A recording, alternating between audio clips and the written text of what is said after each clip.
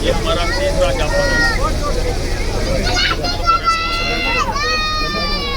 17 जून से हम यहाँ लगातार धरने पर बैठे हैं। आज 13 जुलाई हो गई।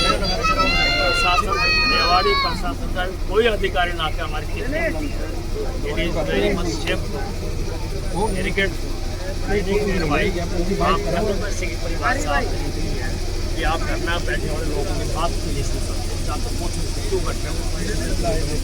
प्रशासन ये ये हमारा ज्ञापन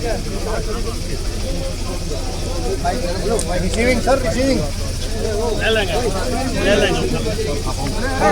अरे पहले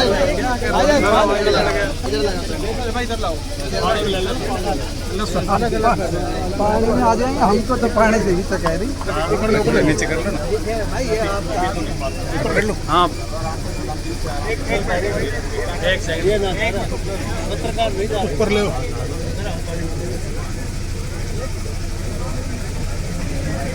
थोड़े भाई इधर कर लेना थोड़े आपको तो काफी ऊपर से इधर आ जाओ आप एक बार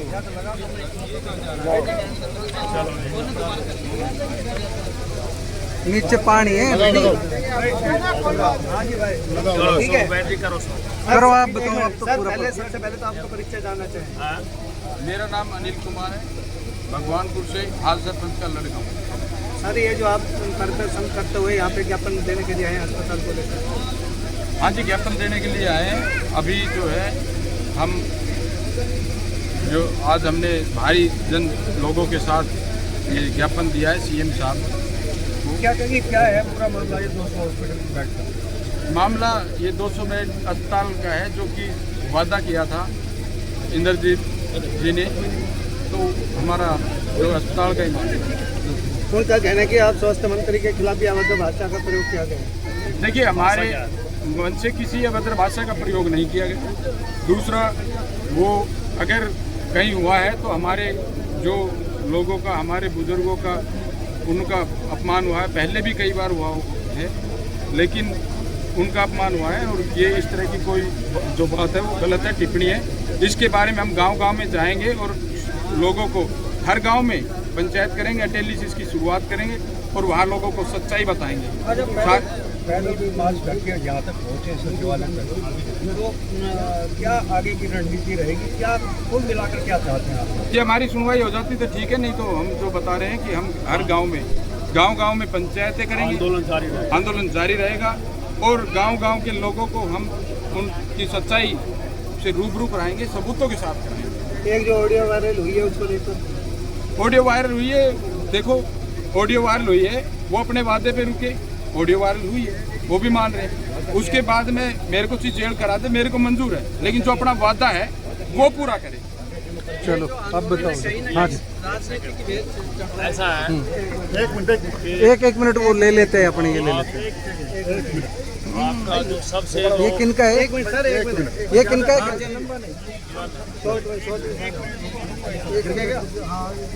चलो बोलने दो, देखना नीचे गिरा हुआ। अरे वो भाई के पास भाई ये फोन दे दियो, ये दे दियो ऊपर। हाँ बात को कोई बात तो मेरे दे दी यार कोई मेरी आपसे, आप पत्रकारों से, आप लोकतंत्र के चौथा स्तंभ है। हाथ जोड़ के मेरा आपसे निवेदन है कि राव इंद्रजीत सिंह से आप 2 सवाल पूछ रहे हैं। आप नंबर 1, जो कहते हैं कि आरती राव के खिलाफ अमर्यादित भाषा का प्रयोग किया, वो किसने किया, कहाँ किया, क्या वो महापंचायत का पार्ट है या नहीं? वो अगर सार्वजनिक नहीं कर सकते तो आप पत्रकारों की टीम को दिखा दें। अगर उसमें महापंचायत से बोलने वाला आदमी को जिम्मेवार है तो कान पकड़े माफ़ी मांगे। नंबर 1 बात। नंबर 2 बात, जो वॉइस रिकॉर्डिंग है वो कहता है लीक कर दी है। मैं उस पर नहीं जाऊँगा, कानूनी इम्प्लीकेशन क्या है उसके, परंतु वॉइस रिकॉर्डिंग के मुताबिक आपने वायदा किया है, वो वायदा को आप पूरा करें। ये 2 चीज़ आप उनसे पूछ लें। बाकी जनता के पास अपने हक की आवाज़ उठाने के अलावा कुछ चारा है नहीं। ये ज़मीन भगवानपुर में नहीं है, गांव में, ये NH-71 के पास 500 मीटर की दूरी पर, और तमाम मौका निरीक्षण और तमाम पहलू उसके पूरे हैं। उसके बाद उसको विद हेल्ड कर दिया बिना कुछ कारण बताए और दूसरी जगह इसको देखना शुरू कर दिया। तो इससे ये संशय खड़ा हो रहा है कि नीयत में कहने की फ़र्क आ गया है। तो राव साहब, हम तो ये सुनते आए थे राव साहब जो कह देते हैं बात पूरी करते हैं, तो पहले पूरा करें और फिर अपराध हुआ है तो उसकी कार्रवाई करते हैं। अगला कदम क्या होगा? अगला कदम हमारा धरना जारी रहेगा। 15 तारीख तक हम लगातार सरकार का इंतजार करेंगे। उसके बाद हमारी कोर कमेटी और मौजूद आदमियों को बुला करके हम निर्णायक फैसला लेंगे।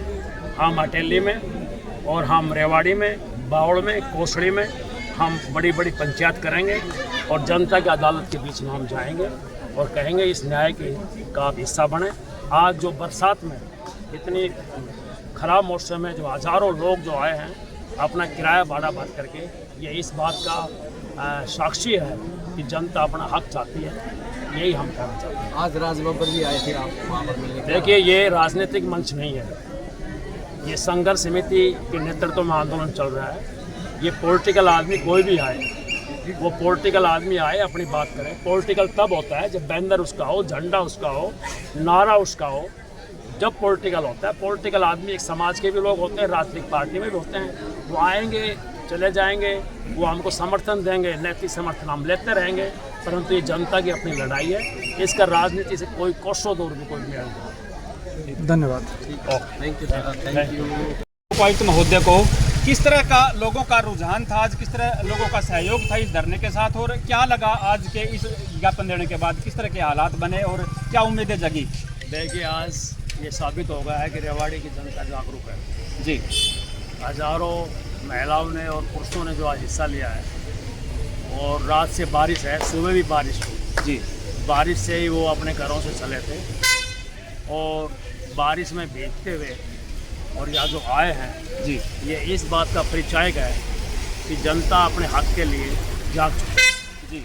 आज मुख्यमंत्री को ज्ञापन दिया है हमने उपायुक्त की मार्फत जी, और ये संघर्ष आगे तक बढ़ेगा। देखो, सिंपल सी बात है, भगवानपुर के लोगों ने फ्री में ज़मीन दी 1 रुपया प्रति एकड़ के हिसाब से, उनके बदले में उन्होंने हॉस्पिटल तो मांगा है जी। हॉस्पिटल मांगने क्या गुनाह हो गया क्या?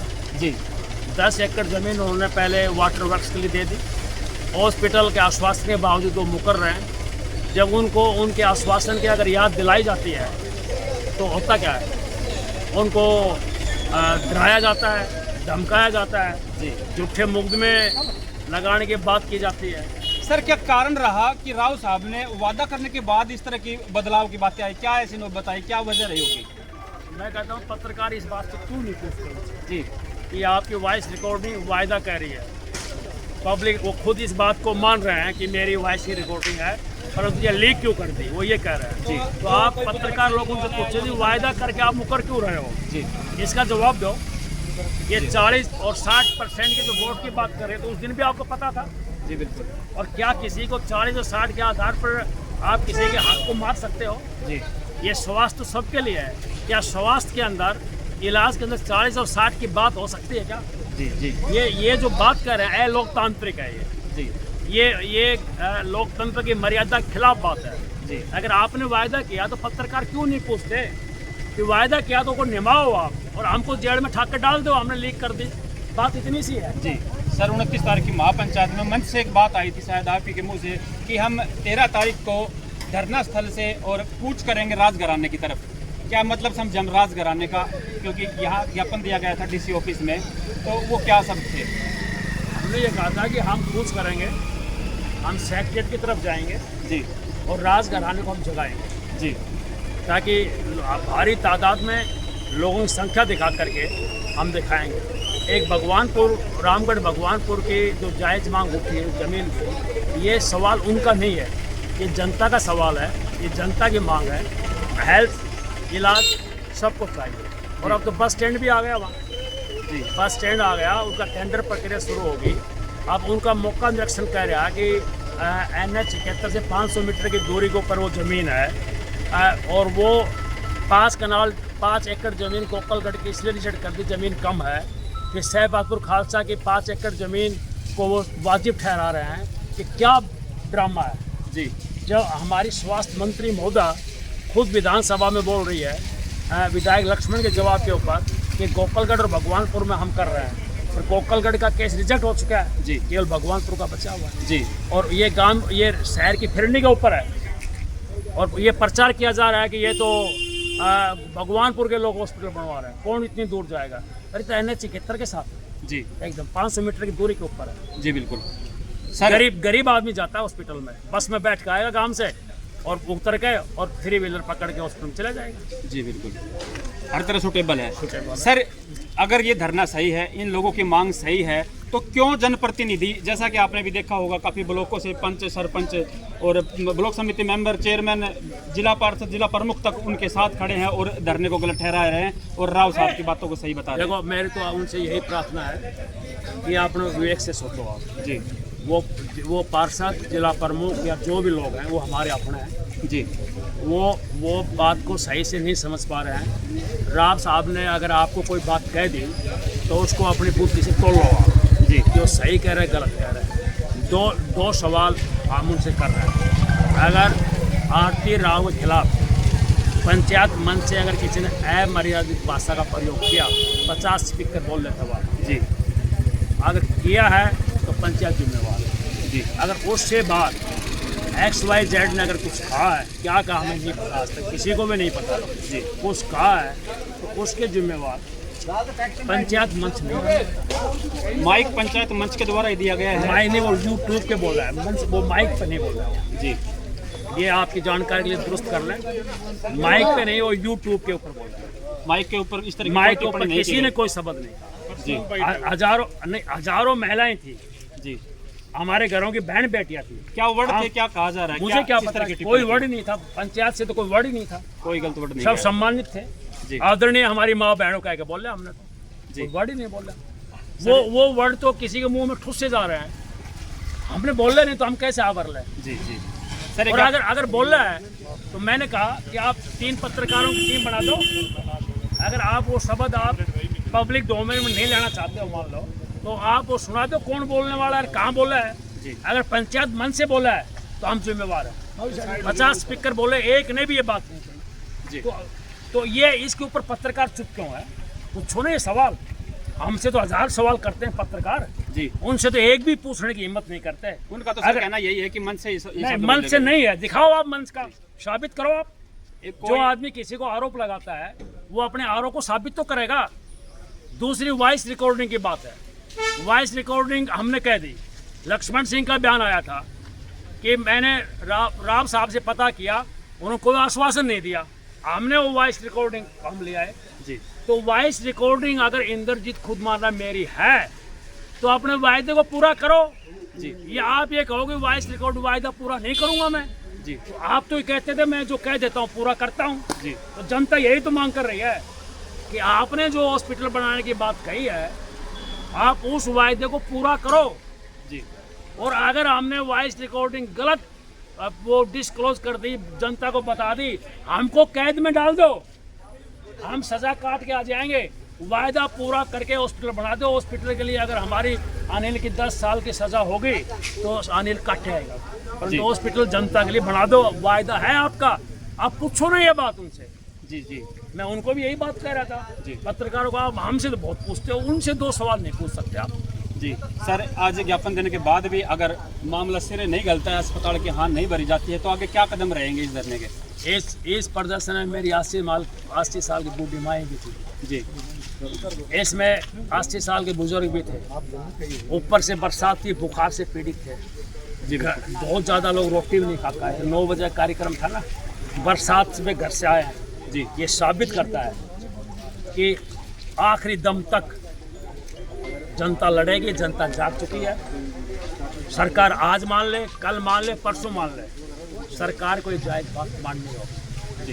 अब एक मुद्दा और ले आए, ये उड़ा पर आगे मुद्दे, उड़ा पर आगे सारे मुद्दे गौड़ हो गए, समझ गए जी।